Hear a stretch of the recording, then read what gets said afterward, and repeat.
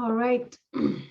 Hello and welcome to the latest JuliaHub webinar using large data sets in JuliaHub. I'm Jay Jagdish, a part of the marketing team here at JuliaHub. Today, Dr. Matt Bauman will walk us through using large data sets in the JuliaHub platform. A little background on Dr. Bauman. He is the Director of Sales Engineering here at JuliaHub, helping introduce and onboard customers to the company's products. He holds his PhD from the University of Pittsburgh and has been working with Julia to analyze data sets ranging from gigabytes to terabytes for the last 9 years. If you have any questions during this webinar, please enter them into the chat and we will answer them at the end of the session.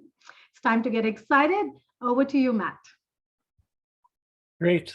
Thank you so much and welcome everyone. I'm excited to talk to you today about how you can use JuliaHub to work with large data sets. What large means is a little bit nebulous and kind of intentionally so, but this will give you a taste of how you can work with data that is otherwise cumbersome to work with and how JuliaHub can help structure and orient your data in a way that is easier to work through. So just to kind of give you a lay of the land of where we'll go today, I'll just kind of do a very brief bit of slides on what JuliaHub is, kind of an overview of where it's going and specifically its data capabilities. Most of the time, though, I really want to be spending in live demos, showing you how JuliaHub works to import and upload your data into the system and then work with it to do fun parallel computations. The key components here are really going to be about the data themselves to get them uploaded and working with them. The actual computations I'm doing aren't going to be the most interesting, but they should be extraordinarily helpful in kind of getting your head around how you work with the data in general. And then lastly, we'll end with a bit of a recap and handle Q&A questions at that point. So JuliaHub, just to kind of level set here, if you're not familiar with it, I encourage you to check it out at JuliaHub.com. It is our enterprise computing platform that is really the easiest way to get Julia running on the cloud. We know Julia and we have optimized this platform for Julia and running it. And there are kind of 4 tent poles to the platform. The first is being able to develop your code, doing so either in a notebook interface or in VS Code in an integrated development environment. You can do that to build out packages and other tools that are common to your team or the open source infrastructure in general. And then you can take that and scale that code, both vertically and horizontally with bigger machines than you have at your desktop and more machines than are possible to run it in your desktop using AWS as our backend. And then the part that I'm going to be talking about most today is being able to work with large data sets and doing so in parallel. So just to kind of do a quick screen through these tentpole features, we have what are called applications on JuliaHub that allow you to launch the editor and such. And then you can go in and use APIs as well to manipulate the cluster and do things more programmatically. We'll see a taste of both of these in this session today. The integrated environment is what you expect. VS Code, like you work with locally, one of the best environments for working with Julia code, is supported directly on the cloud. And within JuliaHub, you don't need to install anything locally. It's all right there. Single click gets you up and running. And of course, has all the great integrations with version control, the debugger, a place to work with your code. This is the interactive drive that I'll talk about as one place that you can store data on JuliaHub. And then, of course, integrated documentation and editing right there. Once you have some code that you want to work with, you can scale it out. And when I talk about both vertical and horizontal scale, I mean vertically as in bigger machines, right? So you can even choose GPU machines that have that, or more cores than are available to you locally, or more memory than is available to you locally. And then out by combining them together using Julia's built-in distributed standard library to connect them, automatically having them all connected for you. And you can run code across thousands of cores very easily this way. We have cost controls built into the platform, and you just click start job and it'll find whatever file you're working with, bundle it up with all of its dependencies in that folder, and submit it into the cluster for a reproducible sort of system for running it. And then, of course, once you have some data, you can use any of Julia's great plotting tools to visualize them directly within the platform. Where I want to spend my time, though, today is talking about data, and specifically data on JuliaHub. And so within the Visual Studio Code environment, there are two places where you can work with data. There's the interactive drive. That is kind of your working directories where you can edit and play with code with version control and all sorts of fun things that you can do as you would expect. And this is a persistent directory that is shared across all the applications that we have on JuliaHub.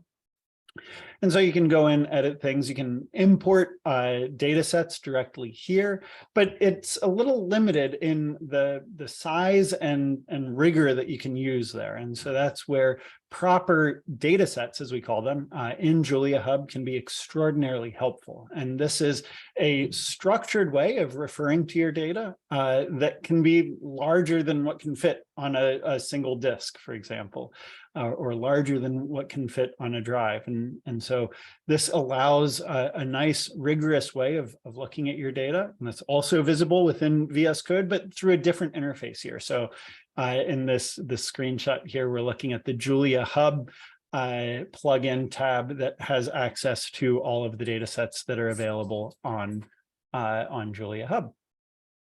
So that's kind of the lay of the land. I really want to just spend most of my time looking at what the system looks like. And let's start with small data, right? So let's grab some sort of interesting data set that we want to look at. And to do that, let's pull in some data from New York City's open data portal. Their Taxi and Limousine Commission has lots of really fun data that you can look at in the form of trip records from all the taxis that are run in New York City. And these are separated out into lots of per month files. They're all Parquet files here. And so you can grab a single record, for example. We can go in just the most recent trip records from the yellow taxi cab. You click it, it'll download locally to my laptop here, and then I could load it. So how do I get that data into JuliaHub? Well, I've already gone through and downloaded all of these data sets here. I have them all available to me in a folder here that all told is 50 gigabytes worth of data. This is kind of on the edge of what I would think of as large data. Definitely not big data, right? but it's big enough that it can give you a taste of what things look like here. And so all of these files are here, ranging from a few megabytes to half a gig or so, depending upon what month and what taxi cab type the data are. So let's just see how I could start working with this. And to do that on JuliaHub, we'll just go to juliahub.com. I can log in here. And let's see, continue with my single sign-on accounts. And I have already been in the system, so I've already launched a Julia editor, so I can work with it here. This is the way the system looks. So I will connect to my editor. And here we have a view into the Julia editor, the integrated development environment, right at my fingertips. I have some files that I've already been working on in my interactive drive. This is the drives that I was talking about. It's persistent across all the sessions that I work with, and it saves my work here. So I can go in and, look at a particular folder or something. I have my webinar folder all set up with a package manager, so I can activate the webinar using the package manager. And that gives me access to a handful of packages that I'm going to use throughout this demo. So how would I work with the data sets as we go through this? Well, one way to bring in data into JuliaHub is just drag and drop. I could take one of these relatively small trip data parquet files and grab it and drag it and drop it into my my folder. Oh, looks like I've already done that for this one. So it says, do I want to replace it? I could replace it, or I could grab another one, right? It could, and you can see both of those files here are uploaded into my workspace that I can work with in Julia. So I can say, all right, let's use DataFrames and the Parquet package to read these in and grab the information from them. Oh, shucks, somehow I lost my precompile state. Typically that saves, so it'll take just a moment to compile that. And we'll be able to see the Parquet files. So that is, how we can upload them here as individual files. Here we go. So data frame of the read Parquet of, say, our green trip data, 2020-07, sure. And that'll go through, read the Parquet file, convert it into a data frame, and then I can interactively work with it here, kind of explore the data. It's a nice exploratory way of seeing what's available to me. You can see in this case, it's a relatively small data frame of 72,000 rows. I can do something similar as a data set. So going back to JuliaHub.com, under the compute menu here, we have direct access to those data sets that I was talking about. And here I can say, hey, let's add a data set. So this will be, I can go in and grab that file, that same file that I looked at there, this green trip data. I can name it green trip data from 2022 Parquet, right? So that's my this is my file. I can give it a description, right? This is just a single month of green taxi cabs in NYC. And you can give it some tags. It remembers the tags that you've used before. And then hit upload. And this will upload that file through the browser. And again, that works really nicely for relatively small data sets, right? 1.2 megabytes. But it doesn't work well if I wanted to upload all 50 some gigabytes of my entire folder there, right? If I wanted to add many of these files, I don't want to go through individually and do that. But this is a nice option if you just have a single file. So that single file then is also accessible to me in my Visual Studio Code interface here, where I can go in and look at my data sets. And in here is this green trip data where I had uploaded, and you can see them available to me right there. So these are those single file uploads that I have. Again, it's kind of a nice way of working with just small data sets, but you don't need to work too much on you don't need too much overhead for such a small data set. You can just work with it interactively in your Explorer. So what about a bigger data set, right? If I wanted to upload all 50 gigabytes of that, how would I go about doing such a thing? I can't drag and drop it it would take forever. Plus, 50 gigabytes is going to be a pain to upload through my browser connection. It'll be slow to do so. And it's really not the most robust way of working with such a data set. So instead, let's look at just a few lines of code here that will set us up in a place where we can upload a large set of data to JuliaHub.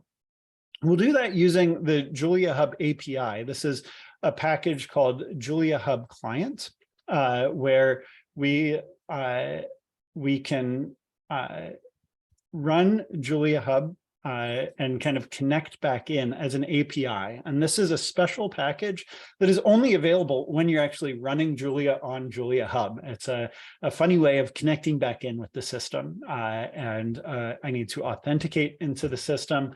And then I can, work with JuliaHub directly. This has commands to start jobs, to look at my data sets, and importantly, to upload data sets. And so I can go in and say, hey, let's upload a new data set. Let's make my screen a little bit bigger here so you can see the command that I'm using. I want to upload a data set. I name it and say what kind it is. And this is kind of a funny way of saying either I have a single file or I have a whole folder of files. And the terminology that Datasets uses for a whole folder of files is a blob tree. That is a directory of blobs. And the blobs can be anything, as the name blob kind of is evocative of.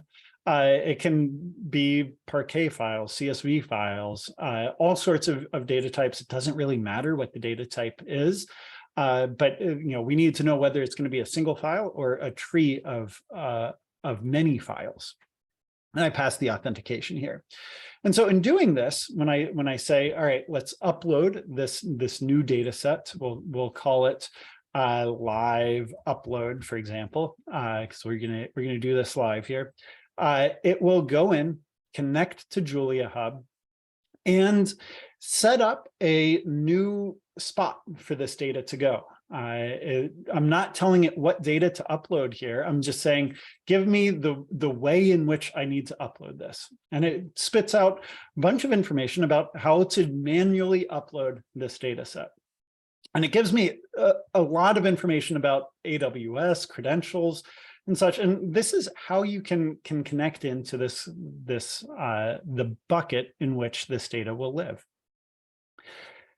Normally, I would be extraordinarily horrified to display an AWS secret access key on a live webinar. That's something that you don't really want to do, but these are special credentials that are scoped specifically to this bucket that I've created. JuliaHub has just given me credentials, and they're only valid to write information into this bucket for a very short amount of time for this particular session. And as soon as I say I'm done uploading, they become invalid. So if you're very enterprising, I suppose you could go in, copy this from your screen. Good luck doing it in time, and stash some data in my bucket if you really wanted to, but please don't. But that's the point, right? That it's very scoped, and typically only I would see this thing. So how do I work with this? How do I go from a bunch of files in a data directory to upload them given this information? Well, you can use any AWS importing tool that you like to use. The one that I find extraordinarily useful and a powerful tool to use is called rclone. And it's a command line tool. It's a little bit clunky to use, but we have actually dedicated support for it right within Julia as a JLL package. So you can go to the package manager, say, let's add rclone JLL. It'll go out, fetch it, and install the binaries for you. It's a great way of doing that. I've already done that, so it didn't need to do much here. Say using rclone JLL, and this gives you access to an rclone command that says, hey, here's how we run, where that executable that Julia installed is. So I can go into Julia's shell mode now, just directly within Julia on my local laptop here, and say, let's run rclone. And without any commands, it gives me a little bit of help about how to use it. And one of the cool things about this tool, it's an open source tool, and we love interoperating with great open source any which way we can, is that it supports lots of different backends. So not only does it support uploading to S3, but you can kind of see a little bit about the backends it supports, and you can take data from any of these locations and jam it into S3 for you. So you could, for example, have a enterprise box subscription, or a Dropbox, or say Microsoft OneDrive. All of these are very easily configurable, and you can set them up and copy directly from them point to point in a nice way. So that is kind of the basics of rclone. What I want to do now is I want to create a new credentials file for S3. So I can go and do this. There's a question in the Q&A. Is rclone a Julia library? It's not. It's actually a open source tool written, I believe, in Go, but we expose it as a Julia binary. So this is through Julia's artifact systems. So it's a great open source tool, and we're just standing atop giants here where we can. So in this case, I want to add my credentials that I was granted temporarily from JuliaHub into this. And I can do that interactively just by saying rclone config, and you can set up a new remote, for example, and it'll interactively take you through a bunch of different options that you can do. I find it a little bit easier to just do this manually and say we will do create a new endpoint, or a new remote is the terminology they use, that's of type S3. You say that the provider here is AWS, and then you grab the information that you need from it. So here's my access key, just copy and paste it here, and the secret access key. Give me 1 second while I copy and paste. And the session token. And lastly, I need to say that I am in the US East 1 region, is where the default JuliaHub.com enterprise is. And this is something that actually our enterprise JuliaHub can customize, bring the data a little bit closer to you in cases. So I create this. I'm going to call it JH, just kind of as a temporary token. Gives me a bunch of things about how we did this here. And so now I can go in, and I'm in that folder that has my 50 gigabytes of data here. I can go in and say, all right, let's take my rclone. So rclone, and sync from my data folder here. And this is where you could potentially put in your reference to a different remote or something. But in this case, I just have my data folder, and output to the bucket. And so here, this is my bucket. I'm going to copy everything except for this S3, because instead of S3, I'm going to say, this is my special JH, those special credentials that I set up for this. And let's add a progress flag here so you can see what's happening as it goes. And it goes through, that's what it takes to upload this. All 45 or so gigabytes of data get uploaded pretty quickly here. And you can actually increase the parallelism to transfer more than 4 files at once. It's pretty easy to do that as well. I don't want to do that because it'll freeze up my video as I'm doing this live. rclone is very robust about this. It actually checks and makes sure that all the data is there. And so you can see we've transferred 13 of our 391 files thus far. I'm not going to wait for the whole hour that it's going to take or so to do this, but I do want to show you one more thing here, and that's if I cancel this, just interrupt it, it's synchronizing them. So it knows to restart. And if I rerun this, you can see here, it knows that there were 16 files already uploaded. So there's only 375 left to go. So it's a very robust way of doing it that is nicer than trying to do this through the web browser, for example. So this is a bit of an advanced API, but really handy when you have lots of data, scaling way beyond 50 gigabytes, right? This is a very scalable method to import data in. So I'm going to cancel this. We don't need to wait and watch this go through. And once I cancel it, I just need to hit enter to say I am all done with with this process, and that will complete the upload and make that available to me in JuliaHub. So that is precisely how I ended up with these, this complete data set here that I've already done. I call it the taxi cab data set, and the Mbauman 3 in front of it, that's my user ID. And so because I've marked this as a public data set, anybody on JuliaHub.com can go and view it, can grab it. And it's an open data set. That's one of the reasons why I used it. Open data is that we're allowed to do such a thing, and you can go in and read this. And because this is all happening on the JuliaHub cluster, the data is in the same data center as the compute runs, and so it's a very efficient way of once data is in there, then I can run compute over it very quickly. So that's what it looks like to upload small data, right? I went through small data both to my interactive drive and to a data set, as well as large data. And once we have things greater than say a gigabyte or so, I encourage you to use data sets. There's a bunch of advantages to them. One is that they're versioned, that you can do this. The other is that they're referenceable from parallel tasks, because once you have a large data set, you probably want to do something interesting with it, right? You don't just want to upload data to let it sit there. You want to run some analysis over it. And if you're in JuliaHub, well, you want to use Julia to run some analysis over it. So what does that look like? So for that process, over here, I have in JuliaHub, in my session here, I have an additional file that I can run here that allows me to let me just do one thing quick here. There we go.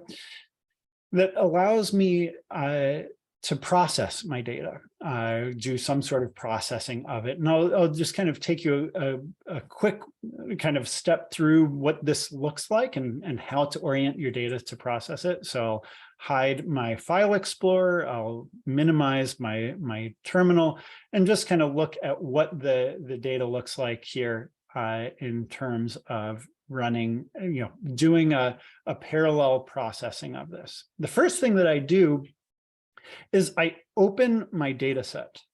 So you can see here that JuliaHub knows about the data sets that it has access to. And this is using the Datasets.jl Julia package to do so. That's a public open source package that we help maintain, that has special smarts about where remotes can live, and one such remote is on JuliaHub. And so I can reference this directly by name. And you can see how this gets referenced here within my JuliaHub dataset section here. So you can see I have access to all of these data sets here, both public and my own private ones. Here's this taxi cab data set down at the bottom. And I can click this use dataset button that will give me a command that I can paste in that can be used in Julia. So you can say copy this command, and we can open our Julia REPL and paste it into my session here. Hopefully, there we go. I pasted it twice.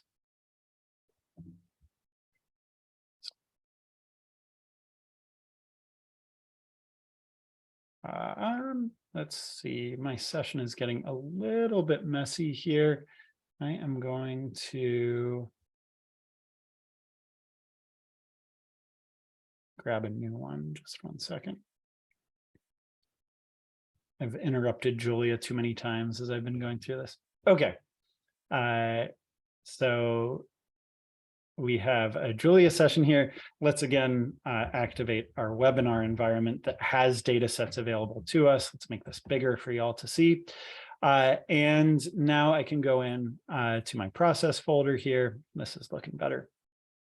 And we can go through and see what it looks like to process this. So let's bring in all of our functionality that we want to have, data sets, data frames, Parquet, stats-based to do some interesting statistics and dates, because all of these data sets are time-based, right? We have some time series of the taxi events.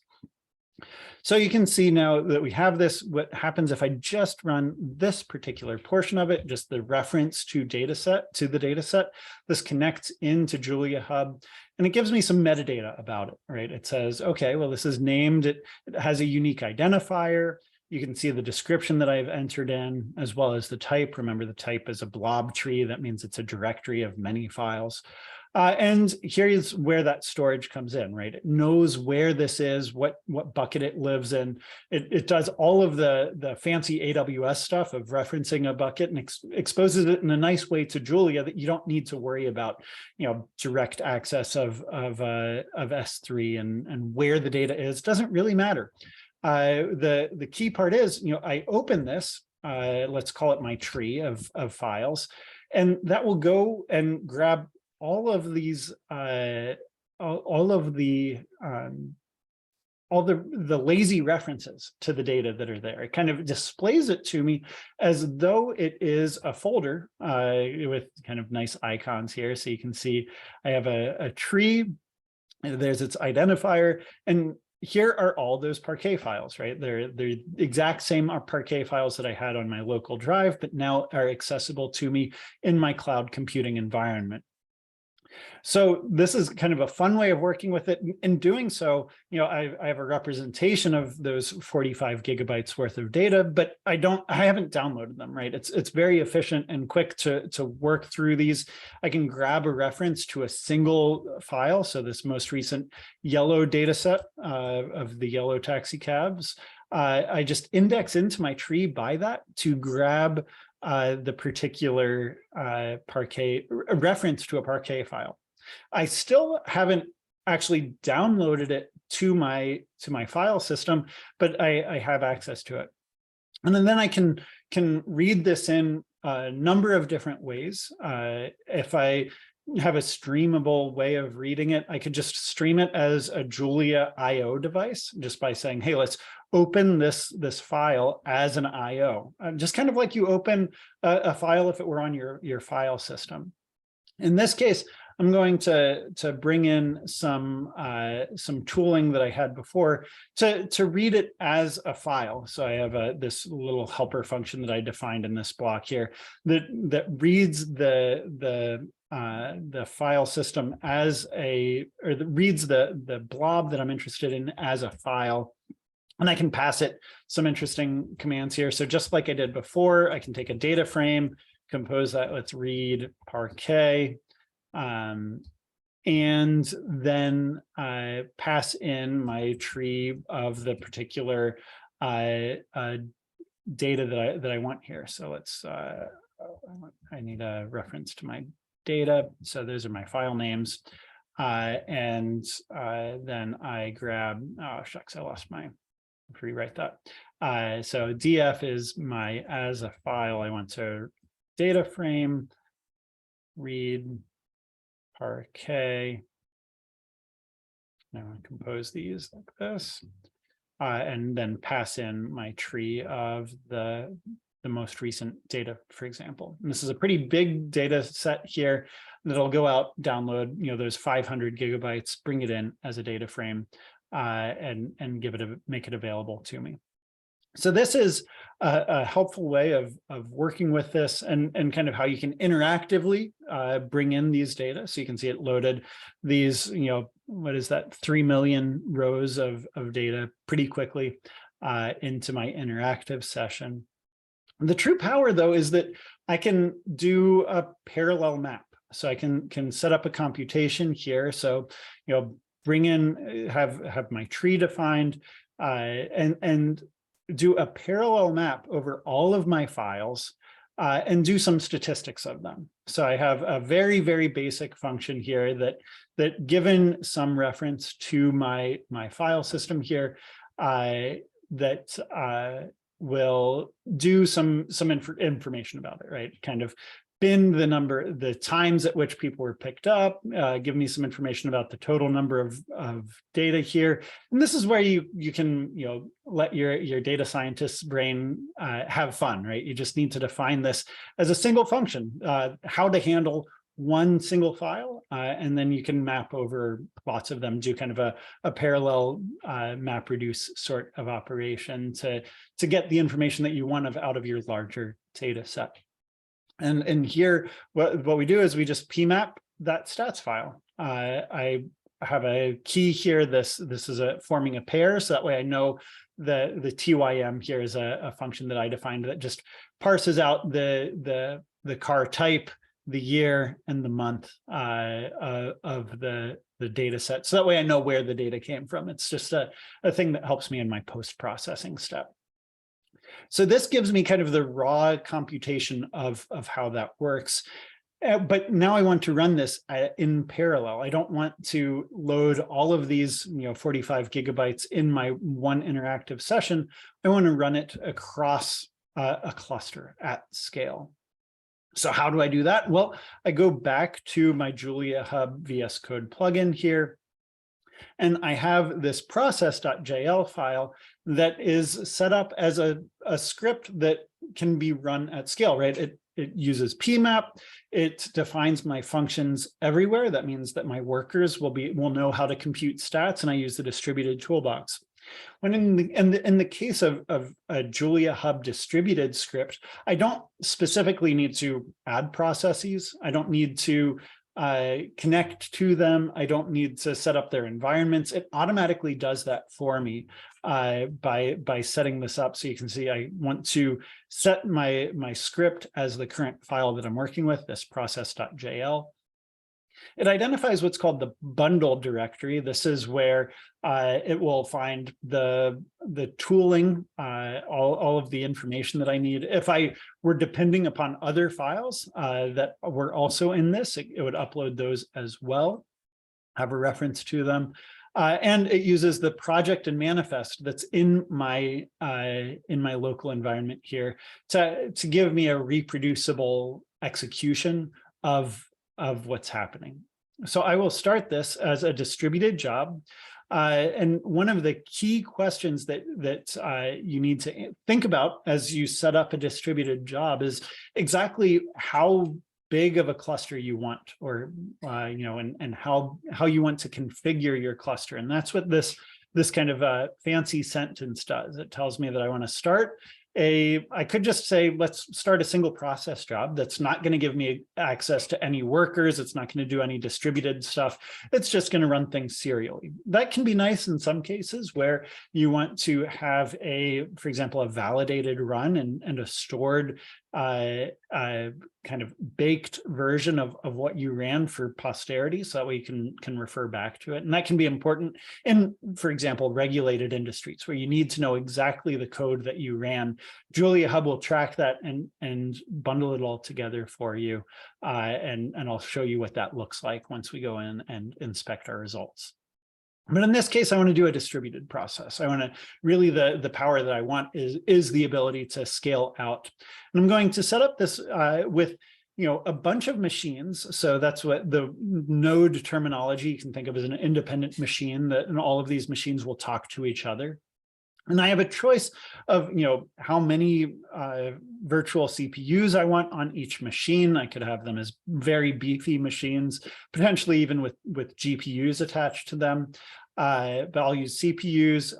And in this case, I want to have each machine be relatively small for one particular reason, and that's that I want each machine to have, or each Julia process to have access to a decent amount of RAM. And so in this case, just having 16 gigabytes of memory is enough. So you can see the way this is structured is each machine will have 8 gigabytes of memory per vCPU. So since we've structured this with 2 vCPUs per machine, 2 times 8 is 16. And I want one process for each node. I can have this set up for each virtual CPU or for each thread, and that can be useful in some situations. But here I need a lot of memory to process these files in parallel, and so I'll set this up like this with a process per node. Potentially, you could do a heterogeneous cluster using multi-threading as well, if that's advantageous to you. So you could have lots of threads within each machine. In this case, I'm not doing any multi-threading, so 2 vCPUs is plenty for me here. And then I say how many nodes I want. And this is where you can scale out to this. And this entire computation really isn't going to take that long. When I do some, say 24-fold parallelism, it takes about 5 minutes to run, which is a really nice way of doing this. I can set a limit here just in case. If it goes beyond an hour, something's drastically wrong, you need to kill it at that point, but it'll automatically stop once the script has ended. So I'll go in and let's start this job. There are a few other things that I have access to. I can, for example, set a name for this job, so that way I can refer back to it. That's a nice little bit of metadata that you can have in your job. There you can see we have our notification that the job has started successfully. And I can also set up inputs and kind of have a standardized script with kind of tunable knobs, as you will, that you could tune. I've not done that, but you can check out JuliaHub's help section on how you might set up your system like that. So that's starting a job. Now where'd it go, right? I clicked start, I got a notification, but I don't have any reference to it anymore. Well, it's hidden down in the jobs here. You can see I have a currently running job called webinar. That's the specification. You can stop it directly from Visual Studio Code, or you can go and look at its logs inside my editor here. It takes just a second to retrieve those logs.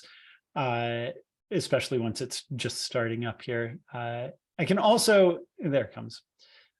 So here is my log file that will live stream all of the events that happen in the process of running this. So right now it's still connecting to all of our workers, but once it does so, you'll start seeing these things. I can also go back to my website here. So go back to JuliaHub.com. and go to the jobs that I have running here. So here you can see my running editor, as well as my running, that job that I titled webinar, right, that you saw me submit live. It's been running for 1 minute. I can get some details of it. So you can see it is currently running. Here's the specification that I used when I submitted it and how much time it has left. And as this cluster starts up and brings up, you'll get more and more metrics. So we can kind of see some live metrics as all of these 25 nodes come up, connect to each other, and we'll check back in on this as time goes on. We can kind of watch this here live, but it takes a little bit for all of these processes to connect in and report in both their CPU utilization and their memory utilization. So I'll come back to that and peek in a few minutes once it has a little bit more data as it's doing the processing. In the meantime, let's go and look at an example. Actually, let's do it here in the website. Go back to my job list, and I can go back to a run that I had run earlier, actually early last night as I was preparing myself here. So here you can see this is exactly that same run that I submitted live.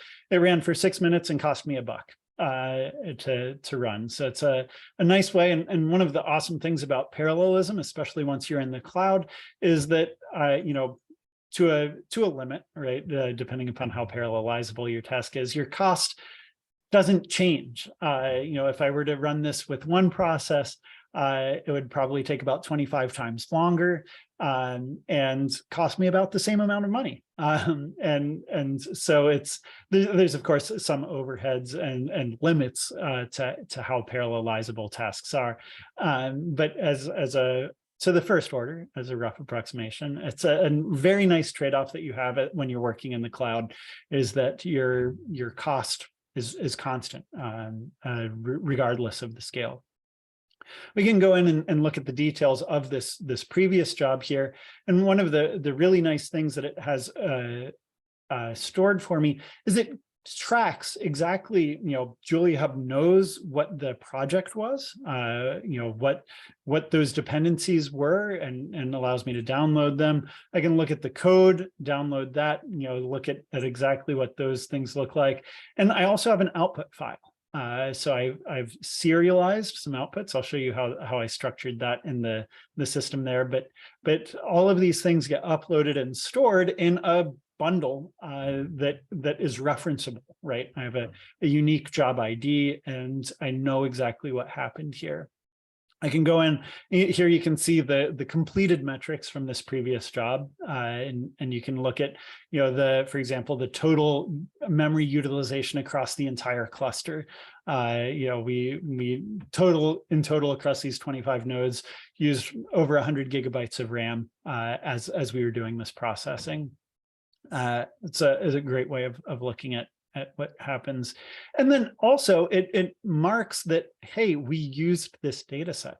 It knows that it grabbed accessed the data set. And this is something that we're actively working on to give us better and better views of the provenance of the data that you've run across. So because this is a data set, we know that we accessed it, and we know the version, the ID, the exact thing. And again, this is very helpful for reproducible and validated sorts of environments.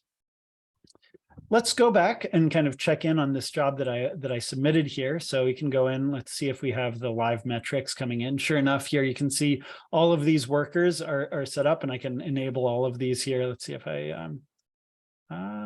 there a way to, I just click on all of them here. You can see all of them come in. Their memory usage is helpful to keep tabs on, as well as their CPU usage as time goes on. Looks like it's still in the process of reporting all of these things. I can go into the logs where it'll tell me, exactly what is going on. So here you can see I've set up my code to report, when it's starting that PMAP and exactly what files it's working on. So here, I'm getting reports from all of my workers across the cluster as in terms of what file they're working on. In this case, it's the FHV taxi cab sort, which is the for hire vehicles. And you can see, right, we're currently in year 2021, month 10. What's really fun, though, is I can graph this as I go. And there's a live graph that allows me to peek into the state of my cluster as I'm working. So I can see, what, for example, year I'm currently working on, or what car type I'm currently working on. So you can see that all my workers started doing those for hire vehicles and then slowly transitioned over to the high volume for hire vehicles. And now we just started processing the green taxis. The yellow taxis come last. It goes through this alphabetically is how the files are stored in my data set. So that's why we're working through this. And I can go look at the year of each as each goes through. So here are all the years of those for hire vehicles. The high volume for hire vehicles are only from 2020. That was a new data set that New York City introduced. Here are those green taxis that were introduced in 2014. And now we're starting on those yellow taxis from 2009 on. This is a great way of looking at it, and kind of depending upon the data that you have, right? This is all just kind of grabbed dynamically from whatever you log. So, right, so any Julia code that you write, you can log exactly what you want and view your results or what's happening here. This is a great way to, for example, keep track of, if you're doing a machine learning sort of task, to keep track of the accuracy as you're training the system, right? That could be what you look at. And you can even plot all sorts of different things here. You can put the type on your y-axis to see, here now we're processing the yellow taxis up through 2013. Up now we have a 2014 reported, and so on and so forth. Lots of fun to be had here. So then I've run this, right? This is still running. It'll take just a few minutes longer to complete, but I can go back to my interactive session here. And I have just kind of a few ways of working with this. So actually, let's go to my my jobs. I can go in here and you can see that here's my successful webinar that I ran. I can go in and I can see that there are files attached here. And so here is my output file that I have, and I can click Save button to download that to an interactive session where I can work with it. I can, it saves it as a temporary file. I could save it as a particular, live output as a particular file in my working directory, and this will then be saved in my interactive drive, right? That just kind of as a reference to it, but it's permanently attached to this job. And I'll always know that, what job created what output and what input was a part of it. It's really nice input, code, output tracking sorts of things. So I have this output. What do I do with it now? Well, now is the point where you can kind of play around with it and work to your heart's desire. I had set this up, this output file, as a Julia serialized file. So I'm using the built-in serialization package, which works well if you know exactly the project and manifest that you're using. So that ensures that your data or your versions are consistent. And then you just deserialize it, and this will give me, hopefully, put this in the wrong directory. Hopefully. Output.jls. Oh, here. I'm not in my webinar directory. That's why. So here are those outputs that I have. So these are my results, and you can kind of go in and explore. So, this is the key value pair that I set up. So the first month of the for-hire vehicle, I have stored the total number of trip records here. So there were, 2 million trips using for-hire vehicles. And I've actually stored a Julia object in this. And that's one of the cool things that you can do is I've stored a histogram, which is the kind of the statistics raw way of looking at, the number of bins and such in your data set.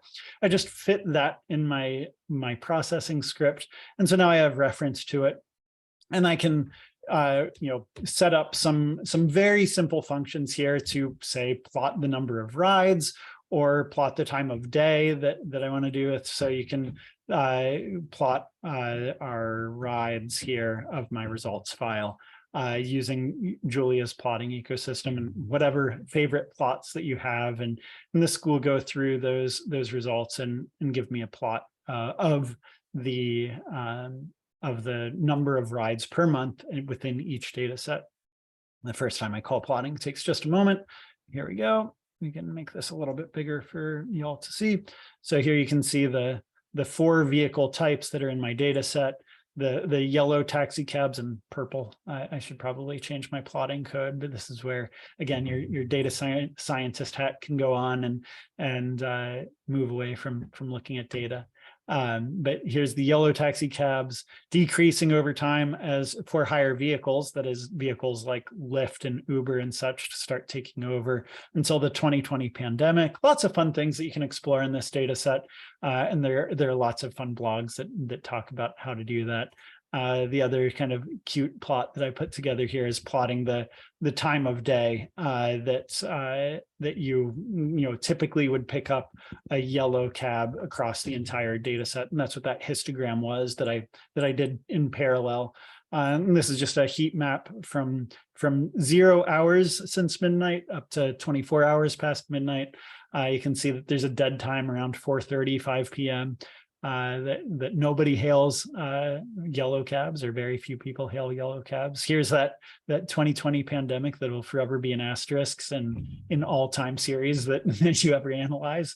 And you can kind of see the decrease in yellow taxi cab usage, especially after midnight or so. As Uber and Lyft start becoming more dominant. You can look at the for hire vehicles, for example, here, FHB, and compare and contrast how these things work. Again, there are data issues with this. You have to do all sorts of ETL, but this gives you an idea of how you can look in and see all sorts of fun things in data sets in parallel across. So that's really what I wanted to talk about. We went through, working with large data, uploading those, and hopefully your imagination can see how that can scale not just to 45 gigabytes but to 45 terabytes and more. And there are extraordinarily capable tools that can interoperate with JuliaHub to enable those uploads. Then we looked at what it looked like to do a parallel compute over such a large data set. And so just to kind of recap, we talked about JuliaHub, how it's structured, how you can work with data on JuliaHub, both as an interactive workspace, right, where you have an interactive persistent drive that is unique just to you and is your scratch space to do all sorts of interactive work. And then datasets, which gives you a very rigorous way of referring to versioned canonical accesses of data that can be shared, not just publicly, but then within enterprise JuliaHub to privately within your teams is a powerful way of making data available to your team in a secure manner. We talked about how you then single file upload to both sorts of data sources here, both your interactive drive and your data set. And then bulk upload, right? How you get large data into a data set. We talked about how you work with Datasets.jl. That's an open source package with lots of documentation online. And then how you structure your code to do parallel analyses across the ad hoc clusters that JuliaHub can set up. So thank you all for your attention. I'm happy to take Q&A now. And the first question here is a very appropriate one, asking about how AWS works. I've kind of obliquely talked about AWS throughout this webinar. What's the deal with AWS, and how do you do this? How does it connect in? AWS is the platform that backs JuliaHub currently.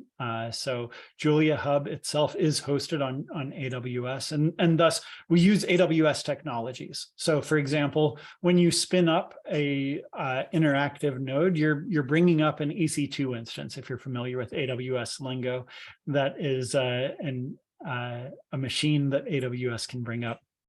And similarly, when you store data sets, you're storing them in S3. That's Amazon's kind of simple storage mechanism for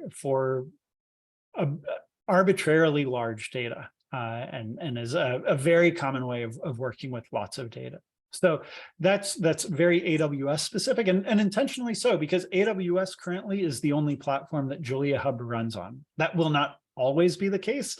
We're actively working on making JuliaHub available both on premises, where you can install an enterprise version of JuliaHub onto your own hardware within your company, and you can contact sales@juliahub.com to learn lots more about how that works. Currently, that only supports the package management sorts of features, but by next year, midpoint of next year, I think we should be able to support compute and data sets and all these fun things. And that's really the beauty here, is that we try to, as much as possible, abstract away from all of the nitty-gritty of the exact cloud service that you're happening to run on, or no cloud service at all, right? If you're on premises, bare hardware that you control and you own.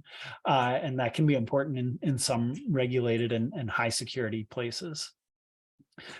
So that is something that we're actively working on, and part of that work then will actually enable JuliaHub to to run on Azure and potentially Google Cloud and other cloud environments. Right now, we are entirely on AWS though, because that is kind of the largest cloud provider, and it's a great place for us to start, but it's not the place that we're ending necessarily. So if you have Azure within your organization and would like to talk to us about how we could potentially interoperate with that, we do, have some interop there already with being able to connect into Azure DevOps for your package servers and such, but JuliaHub will still run on AWS. And if you need to move it to Azure, that's something that we would be happy to talk to you with and let you know as soon as we're ready there. Hopefully that helped answer that question. Any other questions that we have?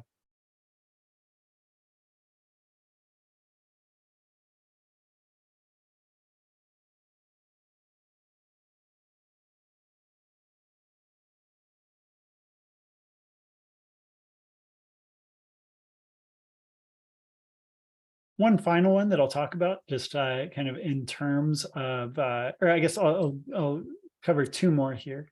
One is, what kind of data types can you use within JuliaHub as a JuliaHub data set? And really the data sets mechanism itself is completely agnostic to file types. So you can have whatever file type you want to put in there. And depending upon, it's really whatever JuliaHub is, or Julia itself is able to process. So you can find that information directly on JuliaHub.com just by searching for a particular file type, right? So for example, in this session, I talked about Parquet, and you can find the documentation directly on JuliaHub on how you do that, accessing Parquet. Or, CSV is another ubiquitous file, right? Always end up using CSVs or any other file system, right? So, you might work with Arrow files or other such things. And all of these MAT files, for example, all of these are supported directly within Julia. And then, of course, JuliaHub's datasets don't really care what file types we have. Another question came in as I was answering that one. Thank you for that. It's always great to have good questions. Is if you can launch jobs programmatically, and yes, you can. That is again going back to JuliaHub. You can go to the JuliaHub client to do so. JuliaHub client has support for. Oops, if I spell it correctly. Using JuliaHub client. It has support for, say, submitting a new job. You can submit a job, lots of documentation on how that works. Creating jobs, uploading data, using data, all of that is available. You can inspect what jobs are currently running and kind of work with things programmatically. So you don't need to physically click buttons. The last thing that I'll talk about, final question here, will be just kind of in terms of security. When you talk about uploading data, it can be a little scary. How do we ensure your security within this the JuliaHub architecture? And the key answer here is, we want to build on a foundation of trust. We really aim to have a rigorous organization that can pass, muster in terms of encryption controls, regulatory controls, privacy controls, as well as, your application controls. And so JuliaHub itself, once it's in its enterprise environment, can be connected in with your organization's single sign-on to do user management. We stand atop of AWS's data durability guarantees, but on top of that, we have our own standard operating procedures vetted by SOC 2 Type 2 audits and hitting regulatory things that I never thought I would need to worry about, but it is extraordinarily helpful in ensuring that, company-wide we're following best practices and have audits that can put your regulators and security folks at ease. Thank you so much. I think it looks like the end of the questions here. You're muted, Jay.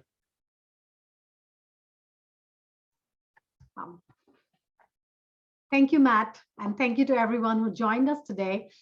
We will be sending out a follow-up email that will include a link to the video that you can watch this webinar later. And you can always reach out to us if you have any additional questions about JuliaHub.